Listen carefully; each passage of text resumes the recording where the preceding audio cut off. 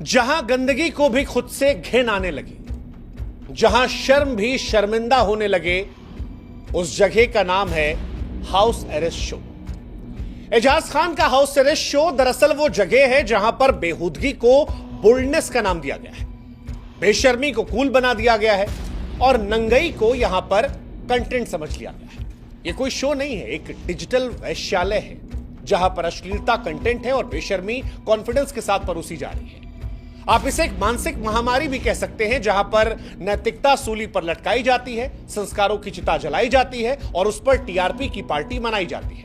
एजाज खान यहां होस्ट है जो अनैतिक सामग्री के प्रचारक हैं, कामुकता को कंटेंट की आड़ में परोस रहे हैं और बेहूदगी की मंडी से जाकर उसे ट्रेंडिंग बनाकर दुनिया के सामने रख रहे हैं। अब अगर आपके मन में सवाल आ रहा है कि इतने कठिन शब्दों का इस्तेमाल क्यों, तो उदाहरण के लिए इस शो के एक एपिसोड में एक लड़की से कहा गया कि तुम कपड़े उतार दो, फिर जितने बाकी कंटेस्टेंट थे वो एजाज खान के साथ ताली पीटने लगे, होटिंग करने लगे। ये सब कुछ रिकॉर्ड हुआ, उस प्लेटफॉर्म पर तो गया ही, यूट्यूब पर भी पब्लिकली डाल दिया गया। सवाल यह है कि क्या आधुनिकता के नाम पर नैतिकता को छोड़ना ही जायज है? ऐसे शो समाज में कैंसर हैं जो धीरे धीरे सड़ाते हैं और वो दर्शक जो इस गंदगी को लगातार देखते हैं वो इस गंदगी के मरीज बन जाते हैं। और इसीलिए इस शो को आप हाउस अरेस्ट नहीं बल्कि एथिक अरेस्ट कह दीजिए। कुछ दिनों पहले समय रैना का शो, जिसे अश्लीलता के लिए निशाना बनाया गया, लेकिन यकीन मानिए इस हाउस अरेस्ट की घिनौनी हरकतों के सामने समय रैना का शो कहीं एग्जिस्ट नहीं करता। समय रैना के कंटेंट में आपत्तिजनक चीजें थी, लेकिन एजाज खान का शो सीधे सीधे सॉफ्ट पॉर्न की श्रेणी में आता है। एजाज खान का शो लस्ट ड्रिवन नॉनसेंस है जिसे बोल्डनेस की आड़ में परोस दिया। लैटेंट जिसको लेकर हम सब ने इतना शोर मचाया वो सोचने पर मजबूर करता था, लेकिन हाउस अरेस्ट आपकी सोच को कुंद कर देता है। इंडियाज गॉट लैटेंट में अश्लीलता की सीमाओं को तोड़ने का जिक्र था, लेकिन हाउस अरेस्ट ने गंदगी को ही रिकॉर्ड बना दिया है। समय के शो में रणवीर ने जो कल्पनाएं की थी, एजाज के शो में उसे हकीकत बनाकर परोसा जा रहा है। इस शो की कहानियां जो हैं वो केवल बेडरूम तक सीमित हैं। औरतें जो हैं वो जिस्म और पुरुष वासना बनकर रह गए और ऑल्ट बालाजी, उल्लू और ऐसे तमाम प्लेटफॉर्म हैं जो इसे घर घर तक पहुंचा रहे हैं। इन शोज में पड़ोसी नौकर के साथ अनैतिक संबंध, घर वालों के साथ संबंध और समाज की गंदगी को लगातार ये परोसते जा रहे हैं। इसका असर यह है कि टीयर 2 और टीयर 3 यानी छोटे शहरों में खासतौर पर ऐसे ऐप्स की पहुंच बहुत ज्यादा बढ़ गई है जो समाज को नीचे गिराने की एक सोची समझी साजिश है। पश्चिमी देशों में भी लोग पॉर्न देखते हैं, लेकिन वहां पॉर्न और मनोरंजन के बीच में एक रेखा होती है।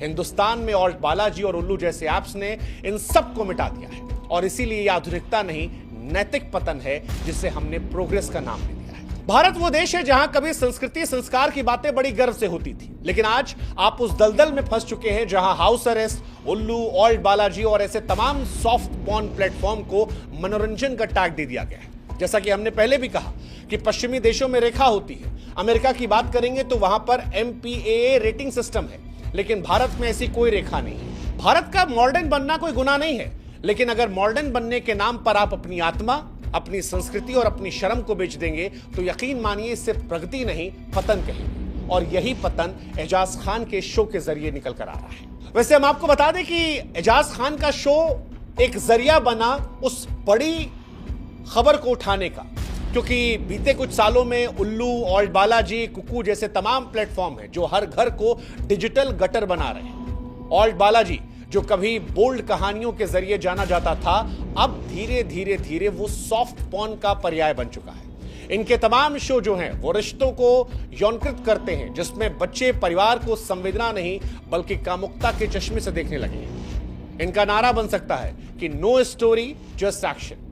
ये प्लेटफॉर्म सिर्फ मनोरंजन नहीं बल्कि सांस्कृतिक महामारी फैला रहे हैं। आपको जानकर हैरानी होगी कि भारत में पॉर्न की खपत जो है वो बड़ी तेजी से बढ़ रही है। इस स्टैटिस्टा की रिपोर्ट के अनुसार भारत फिलहाल दुनिया का तीसरा सबसे बड़ा पॉर्न कंज्यूमर देश है। भारत में औसतन एक भारतीय युवा हफ्ते में 3.5 घंटे से अधिक पॉर्न देखता है। पॉर्न हब की 2023 की रिपोर्ट के अनुसार भारत के ट्रैफिक में 52% लोग ऐसे हैं जो मोबाइल पर पॉर्न देखते हैं।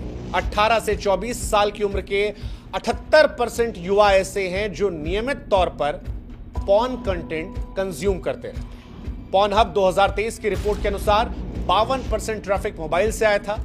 आपको जानकर हैरानी होगी कि उल्लू और बालाजी कुक्कू जैसे ऐप्स ने 2023 में 15 मिलियन से अधिक सब्सक्राइबर्स हासिल किए थे और ये सारे सही आंकड़े हैं जो बताते हैं कि कैसे ये सॉफ्ट पॉर्न धीरे धीरे आपके घर तक पहुंच गया। अब अगर आपको ये लग रहा है कि इसमें गलत क्या है तो आपको समझने की जरूरत है, क्योंकि बढ़ती खपत चिंताजनक है कई अलग अलग मायनों में, जैसे मानसिक स्वास्थ्य प्रभाव पर। सबसे पहले बात कर लेते हैं मानसिक स्वास्थ्य को लेकर। वो लोग जो जरूरत से ज्यादा पॉर्न देखते हैं वो प्यार को लस्ट समझना शुरू कर देते हैं, उनके आत्मसम्मान आत्मविश्वास में कमी पाई जाती है, यौन धारणा पर भी प्रभाव पड़ता है। युवा वास्तविक जीवन के रिश्तों और यौन व्यवहार को गलत तरीके समझते हैं। इंटरनेट की लतों की तरह वो धीरे धीरे इस पर पूरी तरह निर्भर हो जाते हैं। कई बार ये पार्टनर के साथ भावनात्मक जुड़ाव और यौन संतुष्टि में भी कमी लाता है।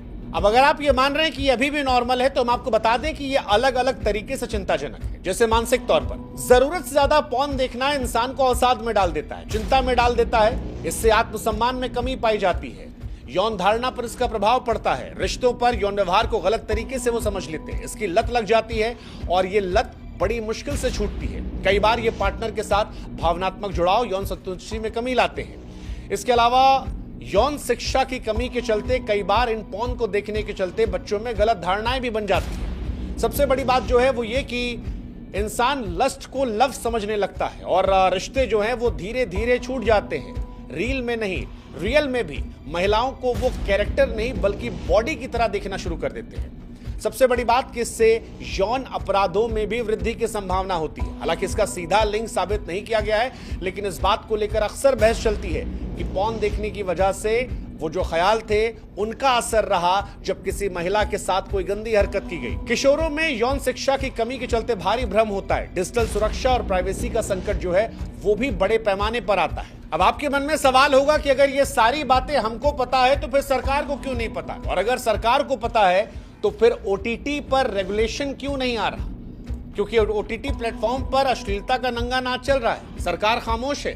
सुप्रीम कोर्ट ने 2025 में कह दिया था कि ओटीटी पर रेगुलेशन जरूरी है, लेकिन अब तक कोई भी ठोस कदम नहीं उठाया गया।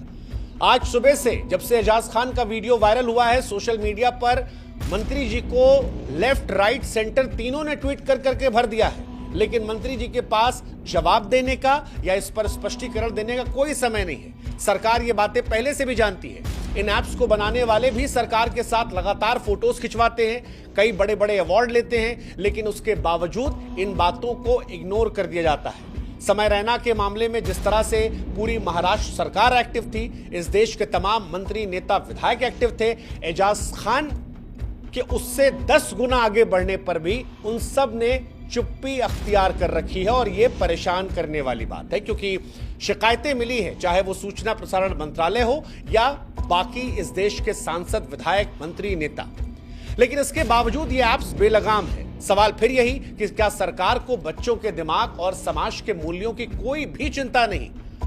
18 ओटीटी ऐप्स पर 2024 में बैन लगाया गया, लेकिन इसके बावजूद सवाल यह है कि उस वक्त भी ऑल्ट बालाजी और उल्लू जैसे ऐप आखिर कैसे बच गए? क्या इसके पीछे की कोई कहानी है जो धन संपदा से जुड़ती है? पता नहीं, लेकिन अगर है तो वो भी अफसोसजनक है।